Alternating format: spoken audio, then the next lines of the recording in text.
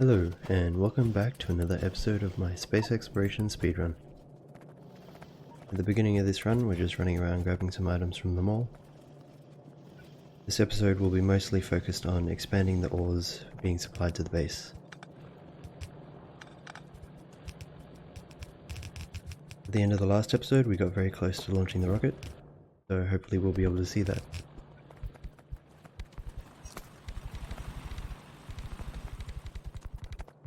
We're going down here and we're setting up 2 extra lines of copper to help with the electronic circuits. We're almost running out of research that we can do without rocket science.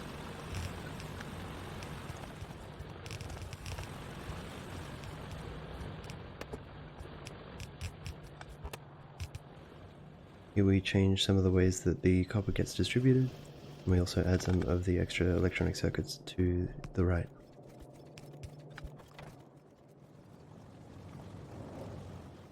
Here we're just waiting for the last few rocket control units.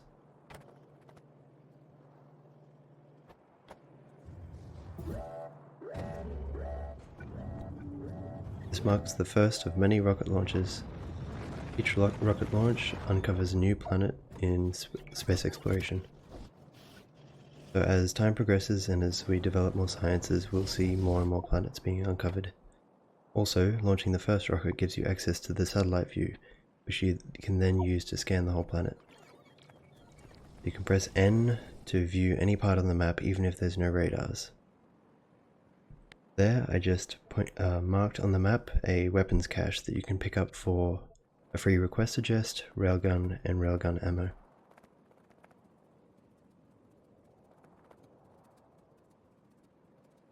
This is part of the scenario and you always get this.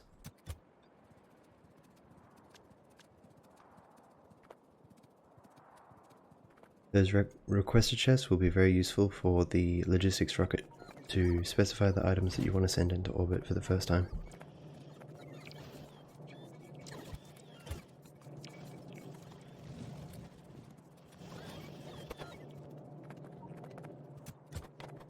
With space exploration, all of the logistics science is locked behind the cryonite, and all of the production science is locked behind vulcanite. You have to go set up another planet in order to get the traditional base vanilla features like beacons and requester chests.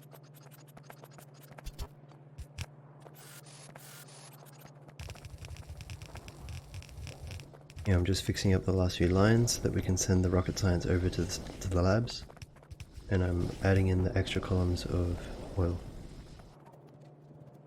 Here I'm making sure I'm actually supplying the rocket science with the required speed modules and the electric furnaces.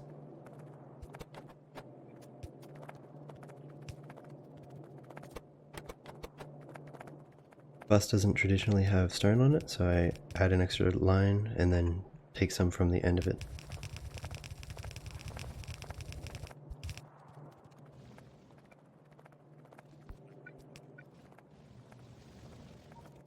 Here I'm adding some extra roboports so that the bots finish the bottom end of the smelter columns. I finally start producing some of the electric furnaces, and also I'm producing the speed modules.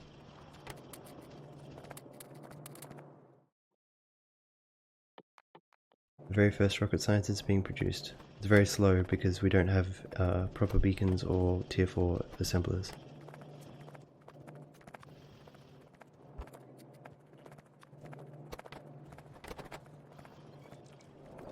Here I add in the second line for the red circuits. And then I go assess how I'm going to distribute even more ore through the base.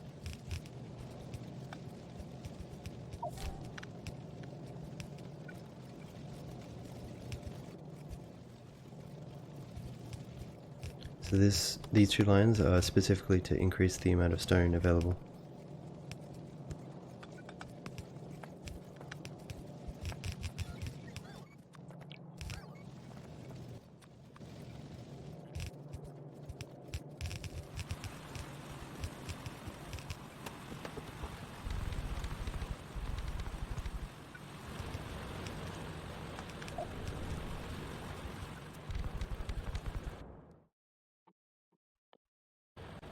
There I just selected the meteor defense because we should eventually set that up on the planet so that we don't get attacked by meteors and have it destroy our base.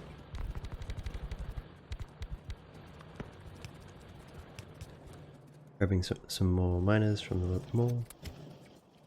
I also decided that I want exoskeleton equipment, even though I don't need it because I'm going to use the jetpack.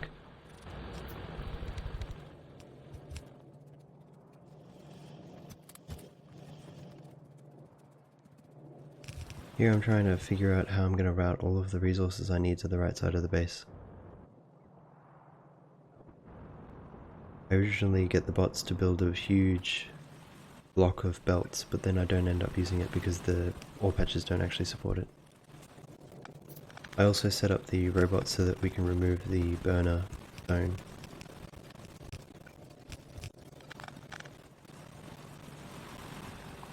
Here I also use the bots to remove the burner iron, and I will eventually use the bots to remove the burner copper.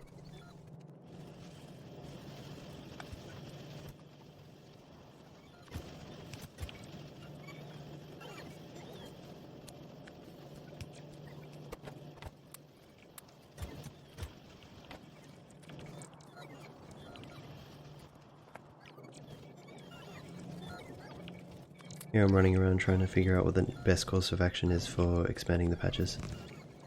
Here I'm using the bots to remove the burner for the copper. And I'm using some grenades to clear a path for the big block of belts.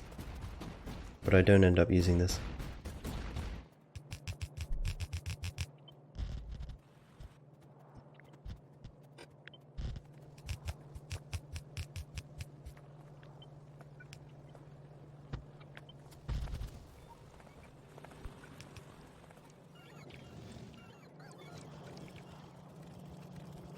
There's obviously many ways that we could improve this run, but it's not about perfection, it's 100 hours.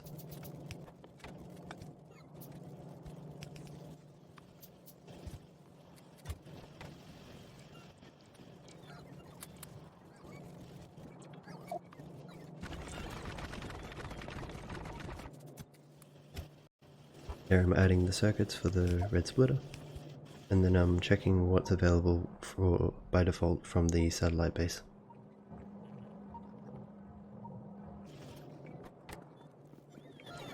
So all space exploration science beyond rocket science must be done in space. You have the base level space science, then you have the production and utility sciences, which use vulcanite and cryonite.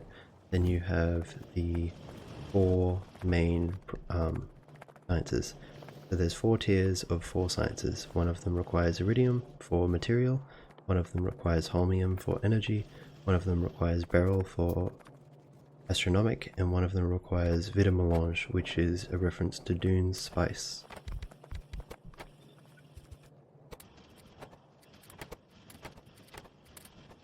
Here I'm grabbing a whole bunch of stuff for personal equipment.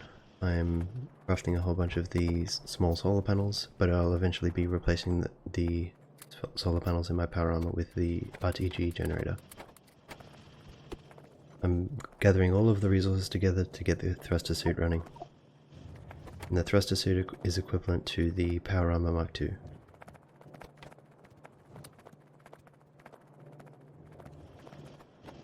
I just crafted it, and now I'm rearranging how I want to put the equipment. We'll eventually have 2 personal roboports and 4 jetpacks.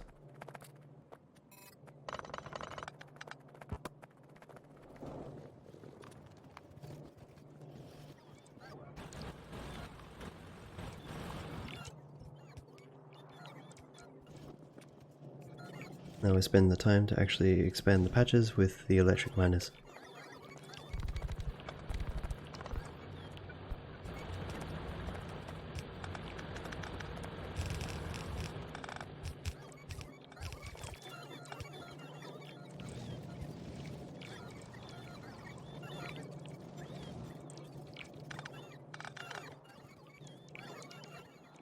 Here I'm trying to check whether or not I have logistics bots researched in case I want to use the requesters.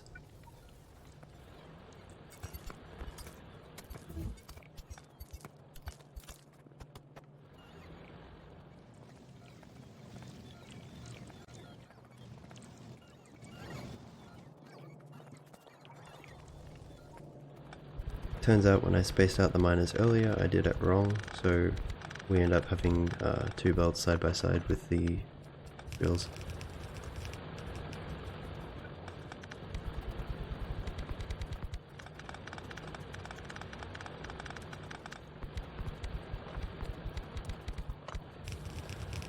Rearranging the balancing a little bit. Ideally I put a 8 to 8 balancer in, but I haven't. Here I'm removing some of the old coal lines for the burner mining. And then I decided that I need to focus on more power for Nauvis. So we're starting to research all of the uranium and nuclear.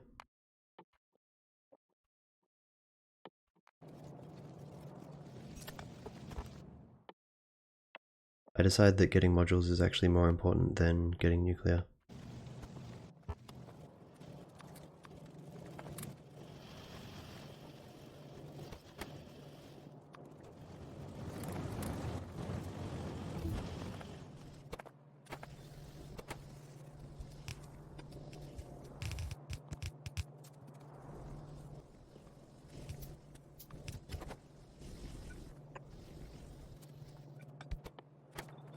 Here I'm running around setting the recipes, so we didn't have efficiency modules or blue circuits at the time of researching.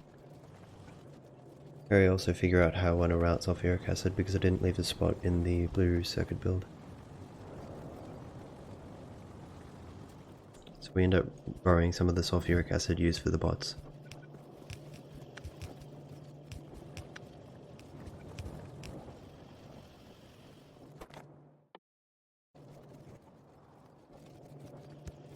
Here we rebalance even more of the circuits, even though we should probably just increase production. There I'm checking the priorities on the surfaces, so when we look at the menu we only want to see the surfaces we're interested in. There's only going to be 2 dual planets, a single and a single, and then there will be the Nauvis orbit and Nauvis base.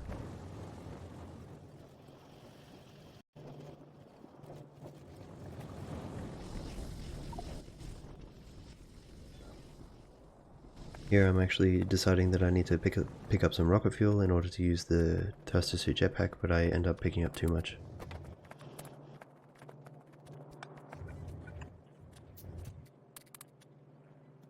I also figured that I could get away with crafting 4 jetpacks instead of just the one default inside the thruster suit recipe. Thanks to the thruster suit I can get a lot of things done in terms of outposting. Here I think about adding 2 more lines, but it turns out that I can't really grab two more lines out of this patch, so I figure I might as well go set up a new one. At the moment I'm just adding in a few extra miners along the edges. So that patch only produces 9 and I'm using about 7, so as the patch depletes I don't really want to have to be replacing it. Here I'm using the navigation satellite in order to scan the map. There's actually an automated way to do this, I'm just doing it manually to do it quickly. Now I'm making decisions on which ore patches I want to grab first, so I end up picking the stone patch to the right, and I'm going to use that to feed the glass. A bit of inventory management. I end up putting the 4 jetpacks in and I go a lot faster with 4. Here, instead of trying to do the 2 power pole to power pole, I just do straight lines and then cut the cost of the power pole in between the miners. Just for speed of setting up.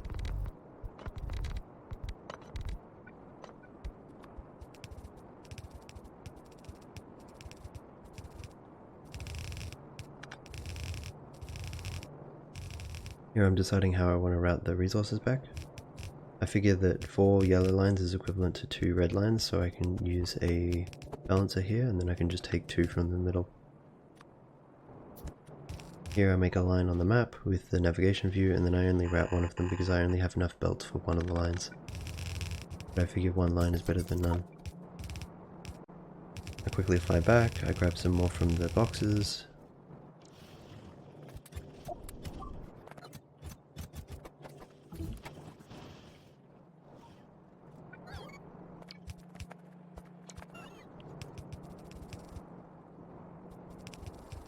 Now I'm making sure that I didn't miss any lines, any belts for the line.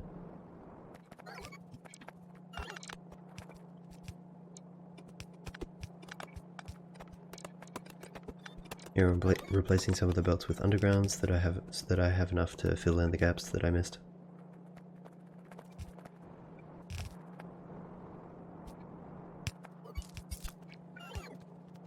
Here I figure out that I actually need to rearrange the whole of the sand production because it doesn't line up with the smelter.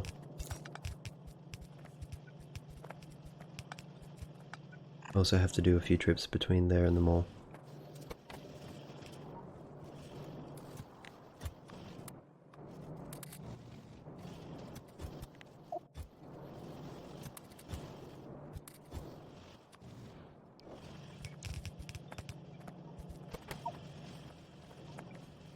So here I'm spacing out what the actual alignment of this build should be. I decide to just completely build it, and while the bots are tearing down the old one, I go check the line. I checked it, but I didn't see that it's broken.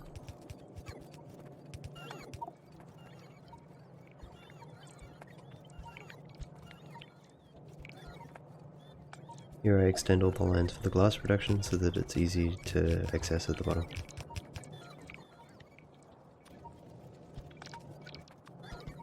And here I'm going around fixing up all of the fuel insertion for the smelter columns so that when I do provide ore to them, they'll just start immediately.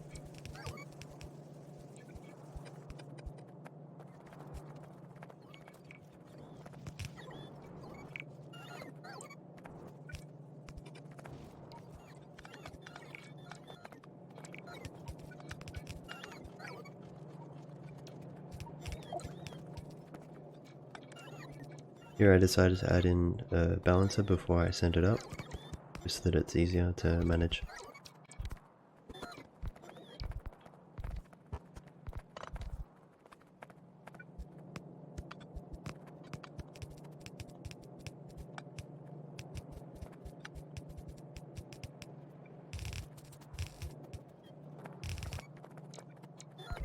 Here I'm using red splitters so that the speed of the main line doesn't slow down.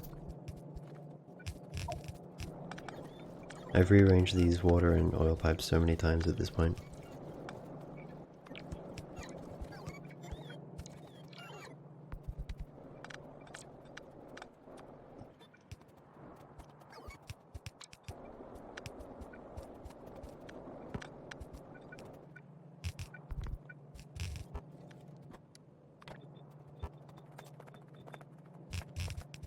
Here I lay out the inserters again.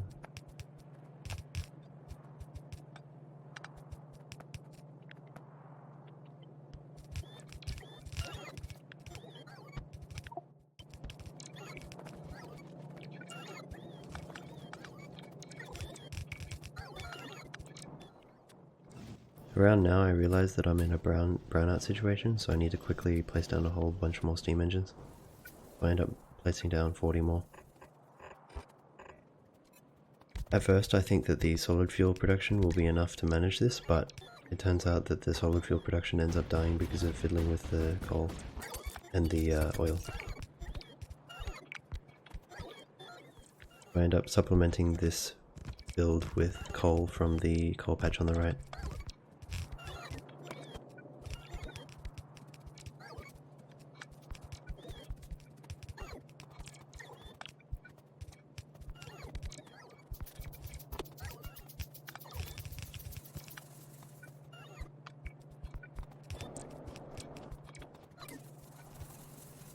And that's the 40 steam engines up and running. And then this is where I go set up extra mining for the coal.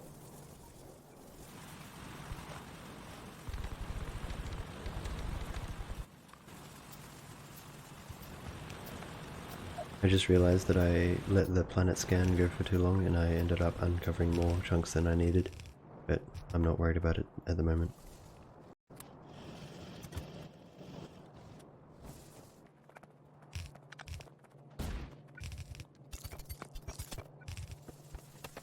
Here I decided to take on the in-game feature of showing where your personal robots are because they keep getting lost.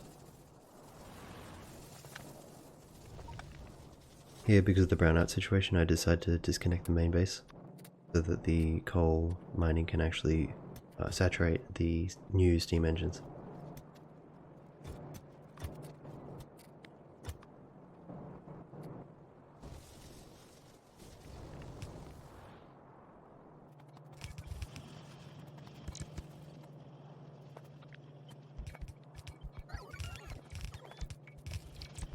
Here I figure out how I want to do the middle sand lanes, because they actually have to feed more than just the outside ones, because the outside ones feed one half the smelter column and the inside ones feed two halves.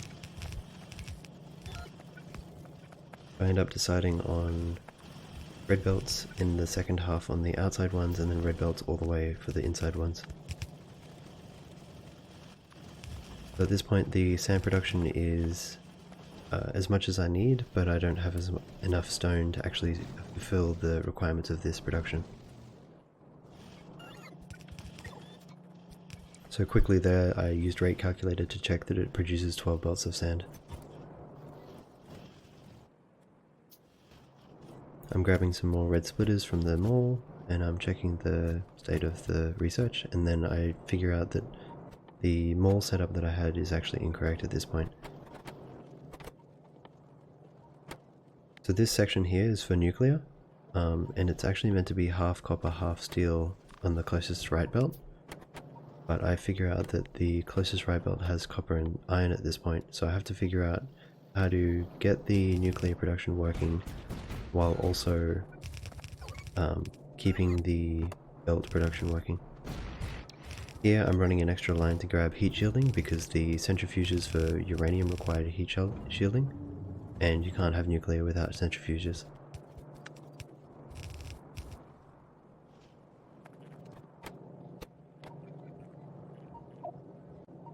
So here I'm routing some of the processing units down, and this is a half belt of processing units and heat shielding, and I'm also making sure that the processing units go up as well for nuclear.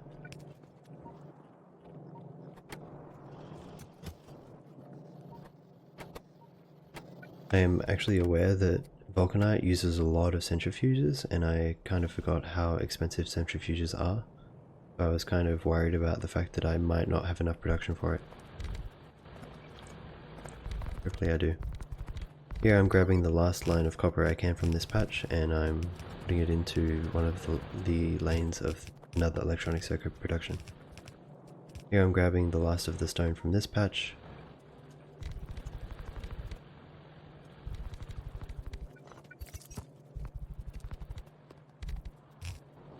I end up routing this one line down through that big block of belts that I created.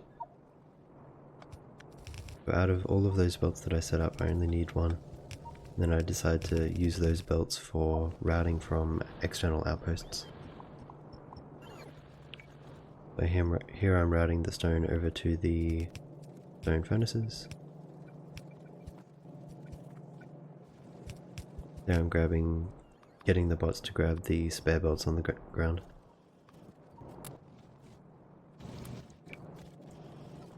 Here I'm grabbing a whole bunch of stuff from the mall so I can set up more outposts.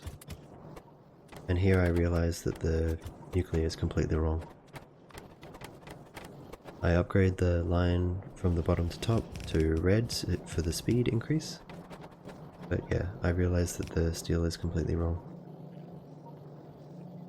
So now we have the copper and steel on the correct side, but we don't have the iron and copper for the correct side on the belt side.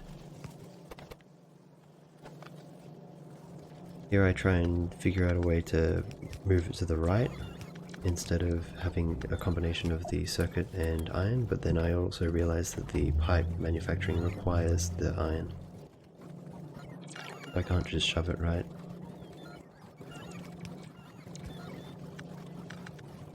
Here I just decide to change the inserter layout for the belts.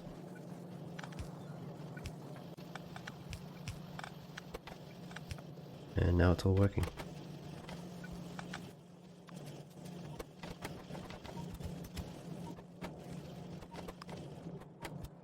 I quickly grab some centrifuges, I also grab some pipes, and then I decide to set up some uranium. And then it turns out to be a uranium post spot just with this stone out patch.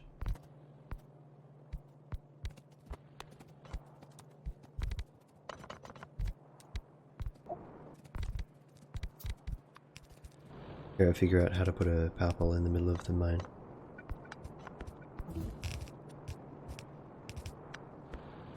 Now I'm selecting all of the researches leading up to space science, so that when I get into space I can research it immediately.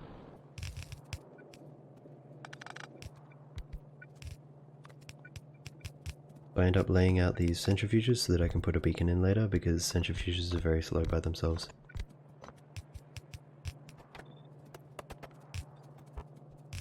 The reason that I want this running for a while is so that I can get enough U-238 so that I can use the Cove-Rex process. So this will just sit in the background despite the fact that it's not yet being used to power a nuclear facility. Here I spend a bit of time to grab some more sulfuric acid from the bot build to feed the mines.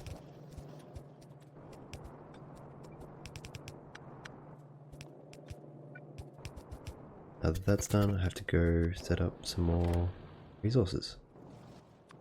I fly all the way down here for the iron patch, and then I end up setting up 4 lanes of iron for the steel.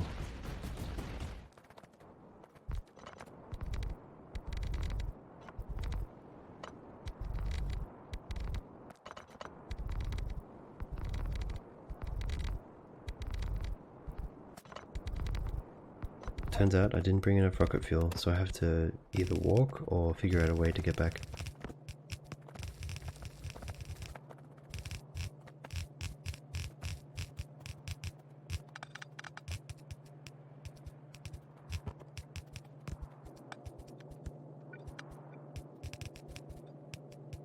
So here I start a little bit of the lines, but it's a bit pointless. It turns out that you can use a fuel processor to turn wood into a rocket fuel-like fuel, which you can use for your jetpack. Traditionally it's meant to be used for car fuel or train fuel. Here I place the last of my power poles, and then I fly immediately to the rocket fuel production to find that it's dead.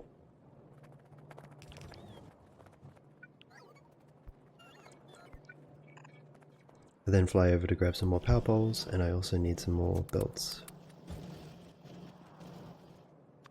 But my focus now is fixing the oil refinery. At first I thought it was because heavy oil was backed up because I don't have any cracking for that refinery, but it turns out that when I fixed the brownout earlier, I disconnected the oil pump jacks.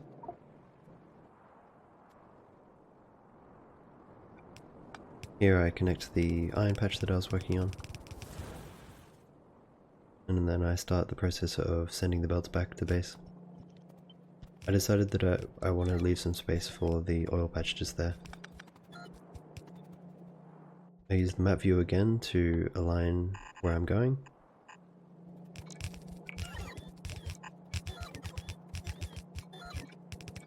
Use a combination of bots and myself to move the belts as quickly as I can.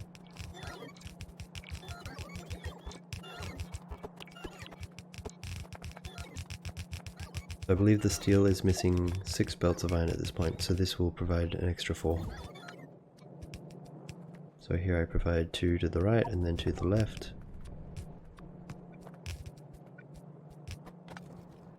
And then I fix a gap.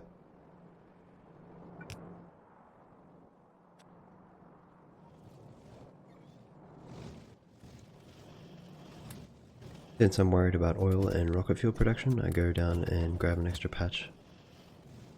I realized in the middle of it that I didn't need the extra line of power poles because I could have just grabbed from the iron.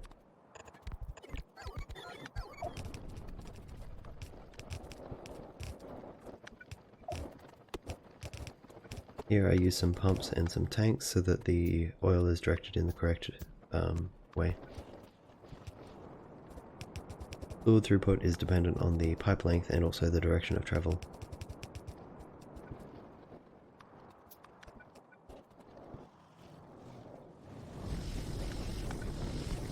Here I grab some productivity modules for the petroleum. And then I checked this oil build, and it turns out that I was actually missing cracking for heavy oil. So here I quickly add an extra module.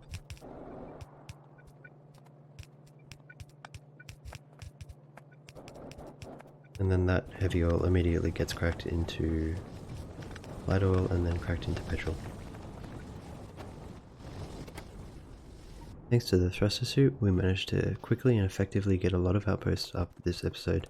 Hopefully in the next one, we'll be able to set up the logistics rocket and be able to start the space base.